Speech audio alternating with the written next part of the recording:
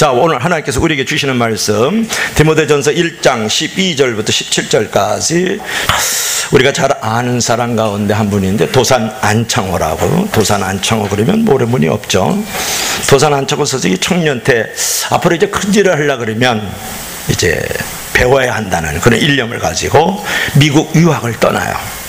그리고 학비와 생활비를 벌기 위해서 이력서를 작성할 때 취미란에는 청소라고 썼어요. 취미란에 뭐라고요? 청소. 특기란에도 뭐라고? 청소. 이렇게 썼어요.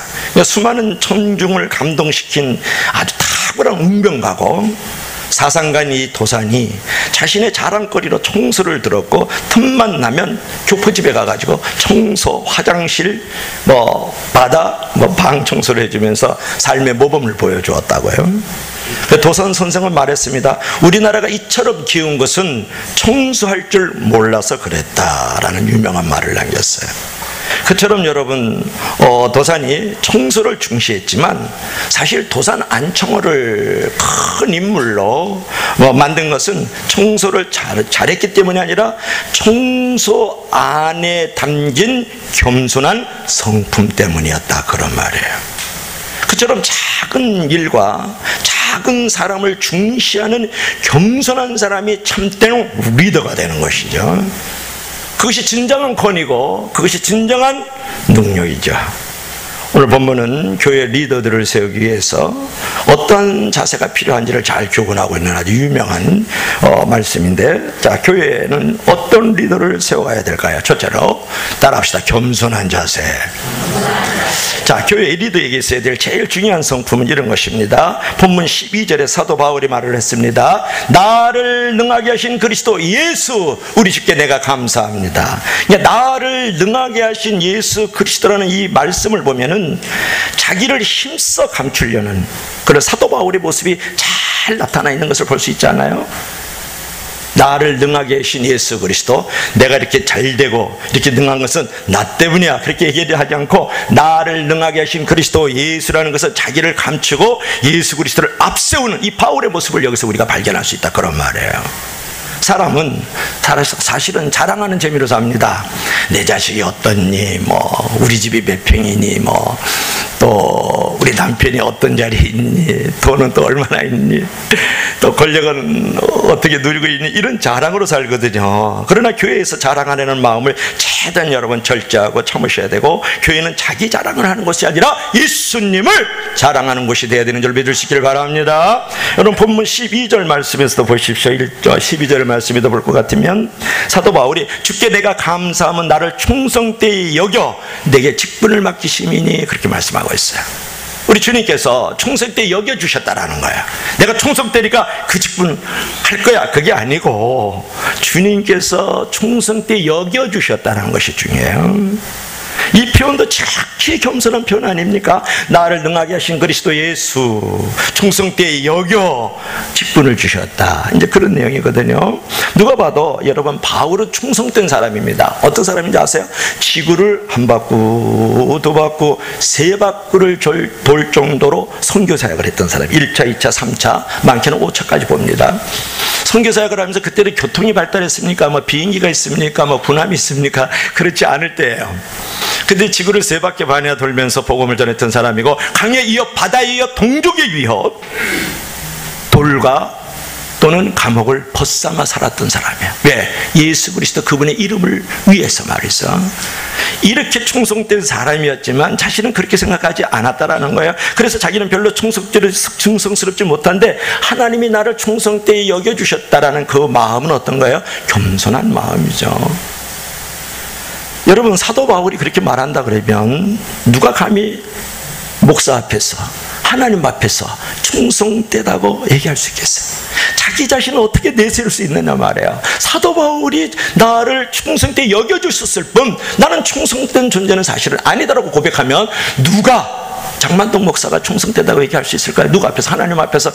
그렇지 않죠. 우리가 아무리 충성을 한다고 해도 우리는 바울처럼 부족한 저를 충성되이 여겨주시니 감사합니다라고 말할 수 있는 신앙의 고백들이 있기를 바랍니다.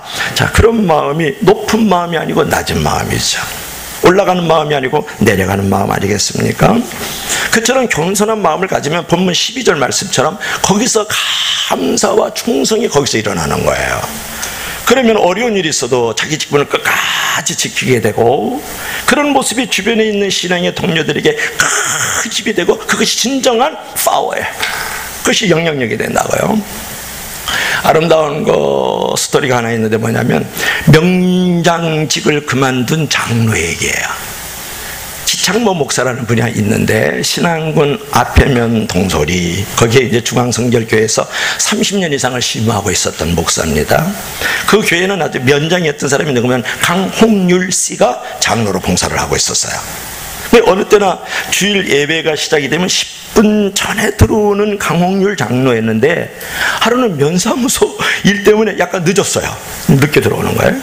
그것을 본 목사는 늦게 출석하는 교우들에게 교훈을 주려고 장로를 교회 문 앞에 서 있으시오! 이런 거예요. 요즘은 그러면 멱살 잡고 목사 패대기 칩니다. 요즘은. 그러고는 장로를 그만두든지 면장을 그만두든지 하시오! 그게 무슨 태도입니까? 하나님 앞에서. 이런 거예요. 책망하고 권면하고 아주 훈계를 했다고요. 예배가 끝나니까 장로님께서 강구 시간에 목사님 저에게 강구할 시간을 좀 주시죠. 그러는 거예요. 허락을 받고 나와서 눈물을 툭툭 흘리면서 하는 말이, 오늘부터 면장직을 그만두겠습니다. 여러 성도들 앞에서 장로가 되어가지고 예배의 모습을 보이지 못하면 안 된다. 그러니 오늘 목사님 말씀대로 내가 면장직을 버리고 장로의 직분, 교회를 앞세우겠습니다 라고 죄를 용서해 주십시오라고 고백을 하는 거예요. 정말 장로감이죠. 그 소리를 들을 때 모든 성들이 오히려 부끄러움을 느끼게 되고 눈물바다를 이루었다라는 거예요. 그 장로님의 고백 속에서. 누가 생각나지 않습니까? 주기철 목사님과 그분의 스승이었던 조만식 장로님이 똑같은 이런 고백이 있어요. 결국 이 교회는 많은 영혼을 구하고 교회 부흥도 오히려 그런 계기를 통해서 체험하게 되었다. 그처럼 각자가 자신의 직분을 감사함으로 겸손히 감당할 때 교회의 부흥이 일어나고, 그것이 바로 진정한 영향력인 줄로 믿을 수 있기를 바랍니다. 그 다음에 두 번째로 크게 아멘 합시다. 자, 두 번째로 충성스러운 자세인데요. 오늘 본문 12절 하반부 말씀을 보십시오. 나를 충성되이 여겨. 우리 한번 읽어봅시다. 오래간만에 성경 1장 12절 시작. 나를 능하게 하신 그리스도 예수 우리 주께 내가 감사함은 나를 충성되이 여겨 내 직분을 맡기심이니. 내 직분을 맡기셨다. 하나님께서 사도 바울에게 직분을 맡기신 이유는 뭐냐면 충성스럽게 여겼기 때문에 그래요. 그처럼 직분자에게 가장 필요한 자세는 뭐냐면 충성스러운 자세인데, 충성이란 뭐냐? 일관성 있게 성실하는 거예요. 다른 게 아니에요. 충성심은 중요한 것은 유능함보다도 중요한 거예요. 충성스러운 자세만 있으면 능력이 조금 부족해도 괜찮아요. 왜냐? 주님의 능력이 있기 때문에 그런 것이죠. 우리의 능력을 보시지 않아요. 우리 주님께서 무엇을 보냐면 충성심을 보시는 거예요. 그래서 어떤 일을 맡기면 그러죠. 교사 직분 못해요 목사님, 저는 부족해도 안 돼요. 그래요? 그렇습니다. 당신은 안 돼요. 당신 부족해요. 그러나 예수는 되고 예수님은 능력 있는 줄로 믿을 수 있기를 바랍니다. 그래, 그 고백이 얼마나 예쁘냐가, 저는 부족해요 못해요. 너무 감사하죠.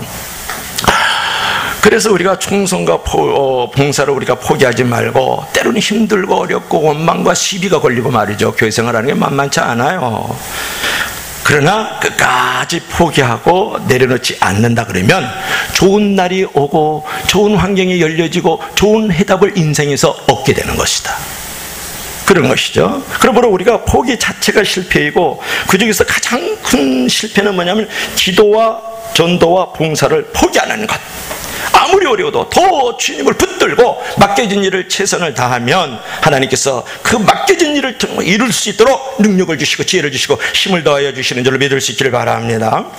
남의 얘기만 하면 안 되죠. 우리 집 가족에도 장로가 2분이나 있다고요. 우리가 이제 큰 집 작은 집이 있으니까, 우리 이제 큰 집에 장만준 장로, 만자 돌림이에요. 그 다음에 그 둘째 바로 아래 이제 그 동생이 장만근 장로야. 우리는 장만덕, 장만익, 장만선, 또 장만영, 장만백, 장만준, 장만근 막 이래요. 장만웅 이렇게.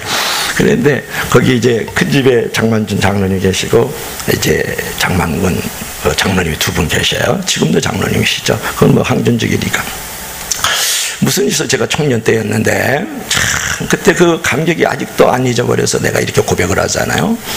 그때의 그 우리 장만준 장로께서 말이죠, 조그만 짐승을 몇 마리 키우고 있었어요. 그 당시에는 짐승을 좀 키우고 돼지도 키우고 그래서 이제 소도 키우고 그러고 있었는데 이제 부산시 금정구 동상동에서요.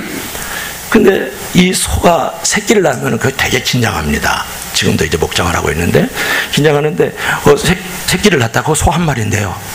고놈이 쌍둥이를 낳다가 죽어버린 거예요. 그러면 여러분 새벽에 새벽기도 갈 거야 안 갈 거야? 저는 안 가죠. 여러분은 가는데 저는 안 가요. 진짜 인간 더럽고 성질나서 안 간다고요. 근데 소가 죽었어요. 그냥 놔두고 조금만 민둥산을 넘어가야 돼요. 넘어서 그 대한예수교 장로교 통합적 동성교회, 제가 거기 출신이거든요. 거기를 가는 거예요. 가서 예배를 다 새벽 기도를 하고 다시 돌아와서 일처리를 해요. 여러분, 그게 기도의 문제가 아닙니다. 여러분, 하나님을 참 신뢰함으로 서 있는 그 모습이 아름다운 거예요. 새벽 기도 금요일도 그게 중요한 게 아니란 말이에요. 그래서 이만저만한 일이 있어서 시험 중에서 인내하고 여러 가지 모양으로 소망 중에 살다가 어떤 일이 벌어졌냐면 결국은 이사를 가게 돼요. 이사를 가게 돼. 그 얘기 다 하려면 길죠. 그래서 온양으로 가요. 그러면 저쪽이 양산고 쪽으로 더 들어가서 저기 통도사 있는 집 있잖아요. 부산에.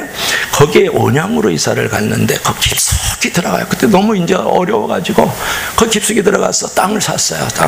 땅을 사가지고 거기다가 이제 돼지도 키우고 조소도 키우고 이제 그렇게 해서 이제 짐승을 키우고 있는데요. 그러니까 밀려 들어간 거예요. 밀려 들어갔는데 나중에 개발이 되면서요, 목장 옆에 대학교가 들어오는 거예요. 길이 나는 거예요. 할렐루야. 그래갖고 그것이 짐승 치는 것보다 더 돈이 엄청나. 그래서 내가 마지막은 이게 주 하나님을 향해서 가지고 있는 믿음을 보여주는 자들에게는 구걸하는 자가 없게 하시는 하나님인 것을 내가 거기서 정말 우리 형님이에요. 그래서 내가 장로가 된다는 것은 여러분 여러 가지로 얘기할 수 있지만 부모가 되는 것이에요. 자녀와 형제의 자리에서 부모의 자리가 되고 부자 관계가 되는 거예요. 부자 관계가 된다 그런 말이에요. 이제는 부모의 역할을 하면서 자녀들을 돌보는 거예요. 재무관리, 인사관리, 또 신령 관리, 또 교회 어떤 행사관리, 이런 걸 총체적으로 이제는 같은 목사님과 같은 자리에서, 여기는 치리하는 장로, 나는 가르치는 장로거든요. 그래가지고 다 돌보는 거야. 그래서 부모가 되는 것이고 부자 관계에 들어가는 것이고 또 부자가 되는 거예요. 거부가 된다 그런 말이에요.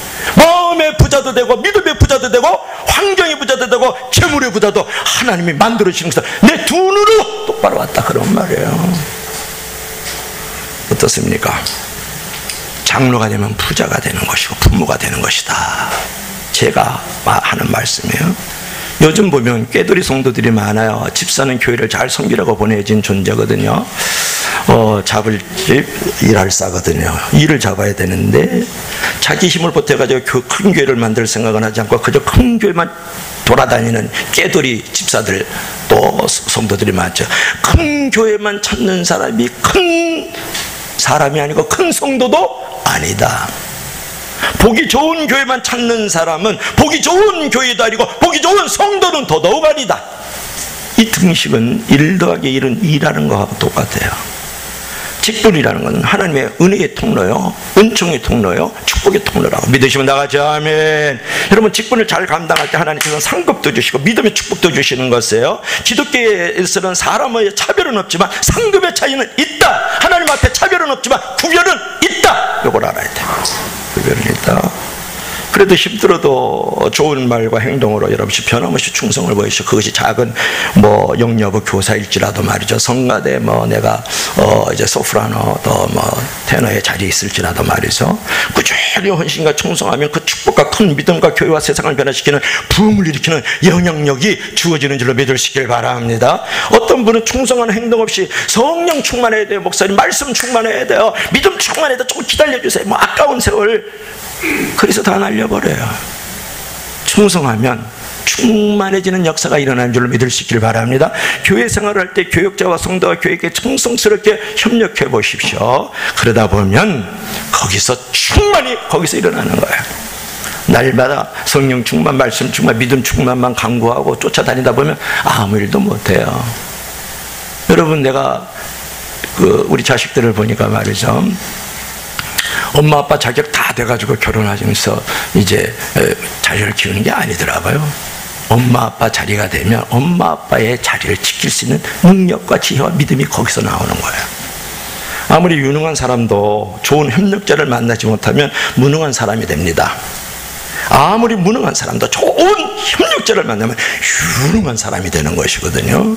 그래서 우리가 직분이라는 것은 그것이 뭐 목사든 장로든 집사든 권사든 뭐 교사든 상관없습니다. 그런 모든 부분에서 정말 교회를 위해서 협력하여 나가면 유능한 교회, 유능한 사람, 유능한 동력자들을 만들어가는 줄로 믿으시기를 바랍니다. 그래서 더욱더 주님과 교회에 충성하고 충성하는 분은 힘껏 여러분들이 격려하고 칭찬하고 기도를 해줄 줄 알아야 된다, 그런 것이에요. 자, 마지막 세 번째로 따라합시다. 은혜를 아는 자세. 자, 은혜를 아는 자세인데요. 이제 왜 사람들이 이제 겸손하게 이렇게 충성되게 일을 하냐면 은혜를 받은 사람이 그래요. 은혜를 아는 사람이 그래요. 그러니까 예를 든다 그러면 엄마 아빠께 감사하면서 이렇게 충성하는 사람이 있잖아요. 그 자녀들이. 그건 왜냐 그러면 엄마 아빠의 은혜를 알 때, 그럴 때 이 녀석이 더 감사하고 충성하거든요. 부모님께 이렇게 효도하거든요. 자신이 부족함에도 불구하고 얼마나 많은 은혜를 받았는지 알기 때문에 겸손하게 충성을 하는 거예요. 그건 교회 안에서나 교회 바깥에서나 마찬가지거든요. 오늘 본문 13절 14절을 한번 봅시다. 13절 14절 이렇게 볼 것 같으면, 내가 전에는 해방자여 핍박자여 포행자였으나 도리어 긍휼을 입은 것은 내가 믿지 아니할 때 알지 못하고 행하였습니다. 우리 주의 은혜가 그리스도 예수 안에 있는 믿음과 사랑과 함께 넘치도록 풍성하였다. 여기 사도 바울이 전에는 왕년에, 전에는 과거에는 어떤 사람, 해방자, 핍박자, 포행자였다. 이렇게 악한 사람은 여기서 여러분 이만한 사람 없어요. 이거보다 더 아래에 있는 사람 없다고요.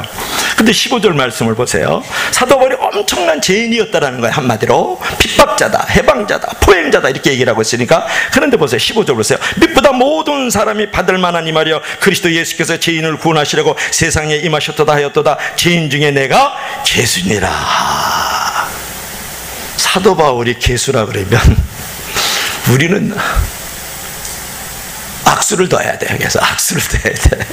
이 부분에서 바울은 뭐냐, 내가 괴수였다 그러잖아요. 과거형이 아니에요. 뭐라 그러냐, 내가 괴수이다 라고 현재형으로 말하고 있다고요. 자기의 문제가 과거만 그런 것이 아니라 지금도 하나님 앞에서는 참 부끄럽고 연약하고 볼품 없는 죄인이라는 거예요. 죄인 중에도 괴수라는 거예요. 조폭으로 말하면 내가 대장이라는 거 아니에요. 하나님의 은혜를 아는 겸손한 사람일수록 더 자신의 죄를 많이 깨달아요. 말씀을 깊이 알고 성령님과 정말 동행만 할수록 자신의 죄를 더욱더 인식을 하게 되는 거예요. 이게 마음이 높고 교만한 인간들은 뭐라 그러냐면, 나는 의인이라는 건 저보다 내가 낫다라는 거예요. 여러분, 사도 바울 같은 사람이, 그렇죠? 아까 얘기했죠. 그 사람의 정체성을. 같은 사람이 내가 죄인 중에 괴수라 그러면 우리는 하나님 앞에 어떻게 설 수 있겠어요? 정말 하나님의 은혜를 알기 때문에 그런 고백을 하는 거예요. 정말 죄가 많아서 괴수가 아니라 하나님의 거울 대에서 나를 비춰보면 너무나도 보여드릴 게 없는 자라는 거예요. 얼마나 겸손한 자이냐 말이에요. 더 자신의 죄를 하나님 앞에서 자기 자신을 인식하는 모습을 보세요. 그러니까 진실한 신자는 뭐냐면 자신의 죄의 깊이를 알고 끊임없이 하나님의 은혜의 놀라움을 표하는 신자예요. 그래서 정말 훌륭한 신자는 매일 바울처럼 나는 죄인 중에 죄인이고 나도 죄수입니다, 이렇게 고백을 하면서 나아가는 자들을 말하는 그런 자가 정말 훌륭한 신자들이죠. 사실 우리가 한번 돌아보세요. 우리가 얼마나 부족합니까? 아무리 생각해도 부족하잖아요. 그러나 부족하다고 하면서 여러분, 문제가 생겼을 때 지나치게 낙심하는 것은 부족함을 인정하는 것이 아니에요. 그런 모습은 사실상 아직도 겸손하지 못하다는 것을 반증하는 거예요. 부족하다 그러면서 내가 낙심하고 그냥 내려놓는다는 것은 사실상 안에 교만함이 숨어 있을 수가 많아요. 오히려 내가 부족합니다 그러면서 내려놓으면서도 꿈과 사명을 가지고 있는 사람이 겸손한 거예요. 그래서 내려놓으면 두 가지 내려놓음이 있어요. 세상적 내려놓음이 있어요. 또 하나는 신앙적 내려놓음이 있어요. 내려놓음이라는 것은 세상적 내려놓으면 그냥 내려놓고 끝내버리는 거예요. 아무것도 없고 그냥 절망하고 포기하고 있는 상황이에요. 그러나 신앙적 내려놓음이라는 것은 뭘 말하냐 그러면 내가 여기서 내 자신을 내려놓지만 그럼에도 불구하고 내일에 대해서 꿈과 사명을 가지고 있는 것을 신앙적 내려놓음이라는 거예요. 근데 내려놓던가 그래서 다 좋은 건 아니다 그런 말이에요. 그래서 우리는 어떤 문제를 만나서 좌절하고 낙심하는 하고 자살하는 것은 사실은 나는 절대 부족하지 않다, 나는 그 사실을 인정할 수 없다는 뜻이 숨어 있는 거예요. 자살, 낙심, 포기하는 거는 나는 부족하지 않은데 왜 이런 일을 당하지 그러면서 원망하고 속상하는 태도가 자살, 낙심, 좌절이에요. 그리고 교만한 거예요. 왜? 하나님이 없기 때문에 그러한 행태를 하는 것이에요. 하나님이 있는 사람이 겸손한 사람이에요. 하나님이 없는 게 교만이라고요. 그러나 하나님의 은혜에 젖어서 겸손한 모습으로 낮은 데서 시작하면 얼마나 마음이 편한지 몰라요. 마음이 편한 상태에서 다시 시작하면 못할 것도 없고 못 이룰 것도 없단 말이에요. 더 중요한 것은 14절 말씀처럼 하나님의 은혜를 깨닫고 겸손하게 될수록 하나님의 은혜가 더욱 넘치게 된다는 이 놀라운 파라독스한 그 역설적 이 신비와 복음이 여기에 있거든요. 그 은혜의 능력으로 사명을 감당하게 될 줄로 믿을 수 있기를 바랍니다. 바울의 일생의 그 능력 있는 삶을 살 수 있었던 것은 그 은혜를 깨닫고 살았기 때문에 그래요. 나는 이제 채무의식을 갖는 거야. 내가 하나님 앞에 이렇게 은혜를 받았으니까 내가 죄인 중에 괴수야. 하나님을 바라볼수록 나는 너무 못된 놈이고 부족하고 연약해. 이렇게 느낄 때 내가 그것으로 끝나면 세상적 내려놓음이죠. 그러나 그것을 끝나지 않고 이 사도 바울은 그래서 내가 꿈과 사명을 갖는 거야. 그래서 빚을 갚아야지. 그게 채무의식이에요.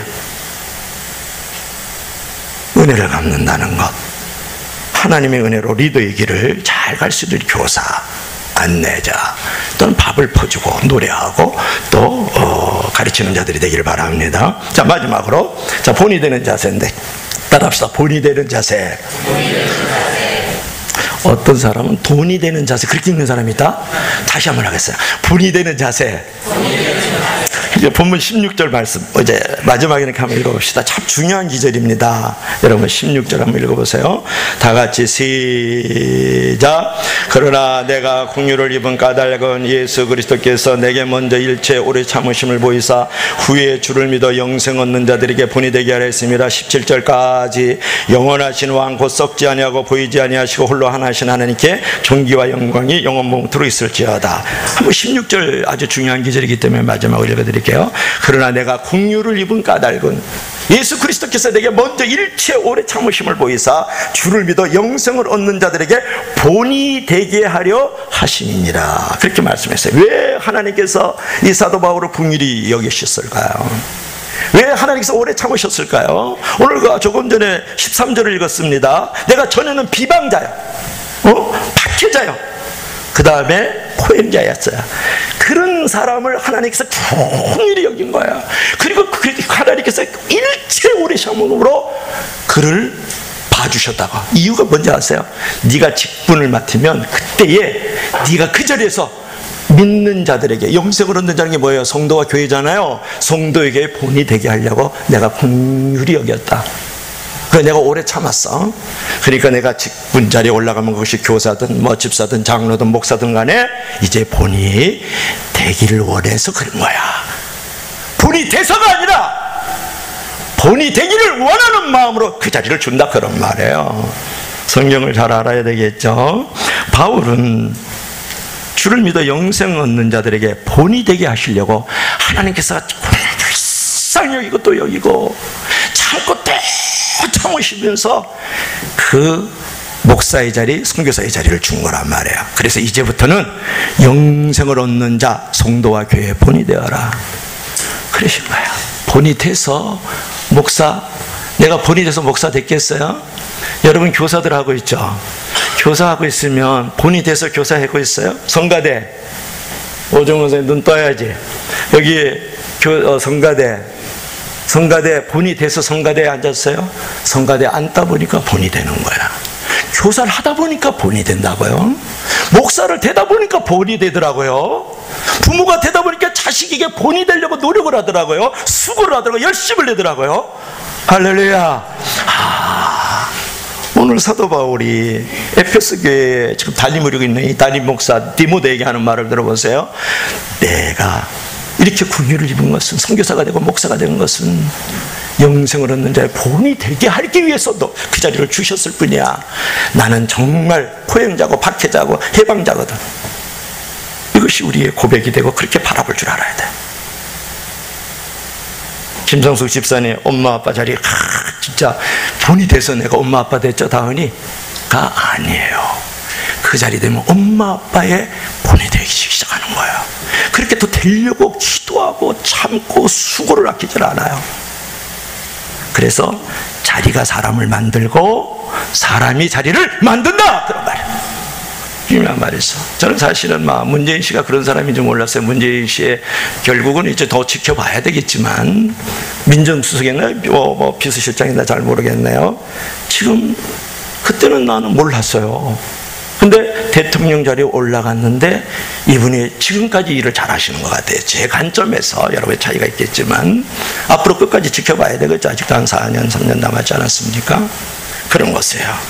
그 자리에 있을 때는 몰랐는데 그 자리에 올려놓으니까 하나님의 그에게 숨겨놨던 무진장한 보화와 그 가장 좋은 은사와 그 은혜들이 드러나기 시작하는 거예요. 모든 사람이 그렇지 않지만 대부분의 사람들은 그 자리에서 그 자리를 지키려고 그러고 그 자리에 가면 그렇게 만들어지고 사람이 자리를 만들고 자리가 사람을 만들어가는 역사가 일어나는 줄로 믿을 수 있기를 바랍니다. 그래서 바울은 하나님이 자신에게 주신 그 직분을, 그 은혜를 주신 이유가 다른 믿는 자들에게 본이 되도록 하기 위해서 그 자리를 주었다고 고백을 하고 있는 이 사도 바울을 바라보십시오. 이 구절에서 본이 되게 한다는 말은 뭐냐면 남에게 본이 이렇게 강요하고 요구하고 압박하는 말이 아니라 내가 본이 되어야 된다고 말하고 있는 거예요. 사실 오늘 어린이 주일인데요, 그 유치원에서 그 아이들의 그 말투라든지 소꿉놀이를 보면은 그 부모들이 대략 파악이 된다 그러잖아요. 가정 상황이 원만한 가정의 아이들은 이렇게 소꿉놀이 할 때 그 유치원에서 이제 이렇게 여보 어서 식사하세요. 그러면 이 음식이 아주 맛있네. 어떻게 이렇게 맛있게 했어? 여보 피곤하자 내가 안마해줄까요? 그러면서 막 이렇게 두들겨 준단 말이에요. 근데 반대로 가정 환경이 나쁜 아이들은 행동도 거칠고 말투도 아주 터프합니다. 남자애는 아버지가 늘 술 잡수고 들어오시니까 아버지 흉내내면서 어이 어서 문 열어. 그러면 이제 엄마가 가슴에서 아이고 이놈의 인간아, 아이고 인간아, 내가 너를 위해서 미역국을 먹고 지금 반찬을 차리고 있냐 이놈의 인간아. 그럼 이제 그런단 말이에요. 그러면 뭘 보여주는 거예요? 자녀들의 말도 행동을 보면 가정 환경이 다 나오는 거야. 부모의 DNA가 그대로. 어떻게 그렇게 똑같을까요? 말하는 거나 행동하는 거나 뒷짐 짓는 것까지 똑같아요. 부모의 말투와 그 라이프 스타일을 자녀들을 보면 한다. 그러니까 부모의 거울은 자녀다. 오늘 어린이 주인이니까 한 토막 넣은 거예요. 그러므로 교회 지도자들은 여기에 자녀들이 있는 거예요. 잘 키워야 하고 그것을 위해서 행동으로 본을 보여주어야 됩니다. 근데 그 자리에 가면 여러분이 교사가 되고 이제 성가대가 되고 뭐 또 밭짓는 자가 되어지고 이렇게 뭐 간사가 되어지고 그러면 그 자리에 있을 때 어때요? 이 자리에 소중한 자리야. 그래서 내가 좀 더 기도해야지. 그래 남보다 조금 더 덕스러워야지. 이런 자세로 계속 나를 이제 복종하도록 쳐서 복종시키잖아요. 이게요. 이렇게 해서 변화가 일어나는 거예요.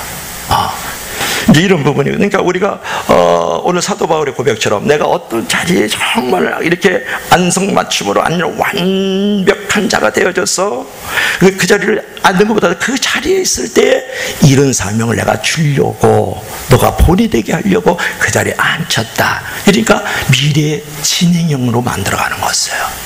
사람은 계속 만들어지는 줄로 믿을 수 있기를 바랍니다. 사람은 계속 만들어지는 것이에요.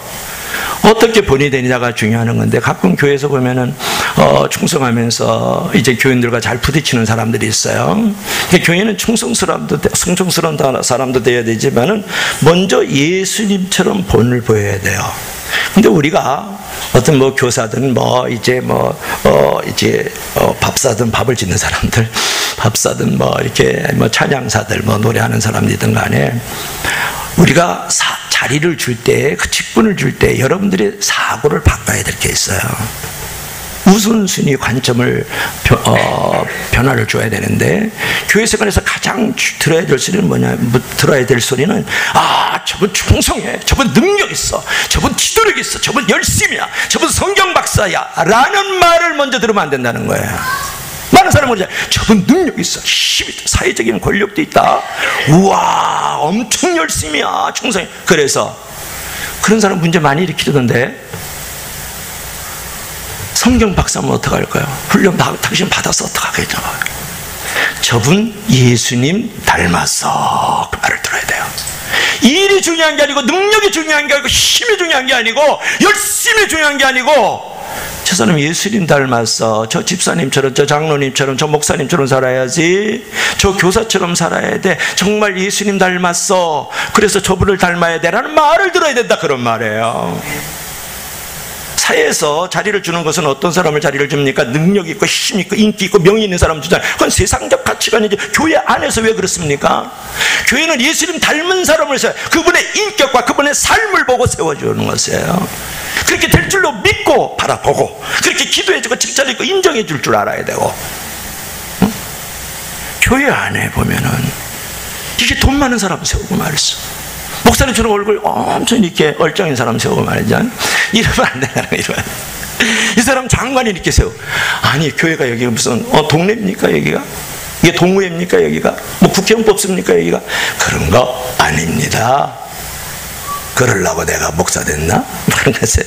이게 우리가 이제 어떤 데에 가면 우리 장로님을 보면서, 교회 장로님인데요, 제자들이 되게 많아요. 그래요. 그래서 성경 공부 없으로 생겼나, 훈련 되게 많이 시키는가 보다. 그런데 그런 게 아니야. 장로님의 교회를 구석구석 돌아오면서 섬기는 모습이 너무 아름답고 너무 고마워서 제자가 많다는 거지. 그러니까 신앙은 목사님 말씀으로도 잘하지만, 여기 안에 있는 집사, 권사, 장로, 목사, 교사, 이런 분들의 그 섬김을 통해서 또 신앙이 자라나는 것이거든요. 근데 훌륭한 인물이 앞서가면 그 인격을 닮아가는 사람들이 일어나는 것이에요. 그러니까 내가 보여주려고 일을 하지 말고, 보여주려고 그 자리를 이제 갖고 있지 말고, 내가 보여지는 일을 해야 되고, 보여지는 사람이 돼야 된다. 그럴 때 거기에 사람들이 너무 거룩한 탐심을 갖는 거예요. 나도 저렇게. 저는 영락교회 전장로에다 갔지만 그런 분들을 너무 많이 봤어요. 물론 그런 사람도 있지만 그런 사람도 있다고요. 무슨 말씀인지 알겠죠? 그래서 우리가 직분 자리에 가게 되면은 그 자리가 사람을 만들어가는 것들을 대부분 많이 볼 수가 있어요. 그렇기 때문에 그 가운데 가장 숨어있는 핵심 키워드가 하나 있다 그러면 섬김이에요. 그 본이 든다는 것은 섬김이 숨어있는 것이에요. 그래서 교회 안에서는 섬김으로 다스리라, 섬김으로 지배하라, 섬김으로 파워를 만들어가라. 그 유명한 거지, 그죠? 권위주의자가 되면 안 되고, 섬김을 보여줄 때 진정한 권위와 권세가 거기서 나오는 것이죠. 예수께서 가장 섬김의 모범이 됐잖아요. 예수님께서 가장 낮은 자리에 들어가잖아요. 그래서 그 자리가 이제 하나님 우편에 앉는 자리로 올라가는 거예요. 얼마나 신비로운 것입니까? 예수 그리스도께서는 이 땅에서 인자공성 섬김을 받으려면 섬기러 왔고, 십자가에서 당신의 생명을 내어주면서 죽기까지 섬겨버리는 거예요. 그래서 하나님 우편에 앉아 있다고요. 누가? 하나님의 아들이신 예수 그리스도께서. 이것이 중요하잖아. 내가 자리라는 것은 지배하고 군림하고 다스리라고 주는 것도 아니에요. 여러분 교사의 자리도 마찬가지고 성가대 자리도 마찬가지고 목사의 자리도 마찬가지예요. 그 자리는 성기라고 주는 거예요. 그 자리는 하늘에서의 상급과 멸류관이 있고 그분께서 언젠가는 하나님께서 나를 자리를 줄 것을 마련해가는 역사가 일어나는 줄을 믿을 수 있기를 바랍니다. 땅에서의 것은 다 바람 앞에 꽃들과 같아요. 다 날아가고 흙으로 떨어지잖아요.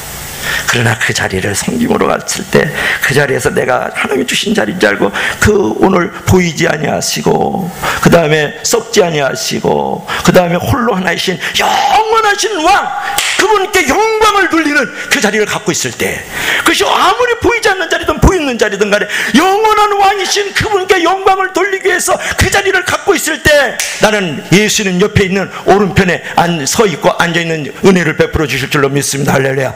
그거 바라보고 사는 거예요. 그거 바라보고 사는 것이에요. 영원하신 왕 썩지 아니하고 보이지 않으시고 홀로 하나신 하나님께 존귀와 영광이 영원 무궁토록 있을지어다. 아멘. 그랬잖아요. 누가? 사도 바울이.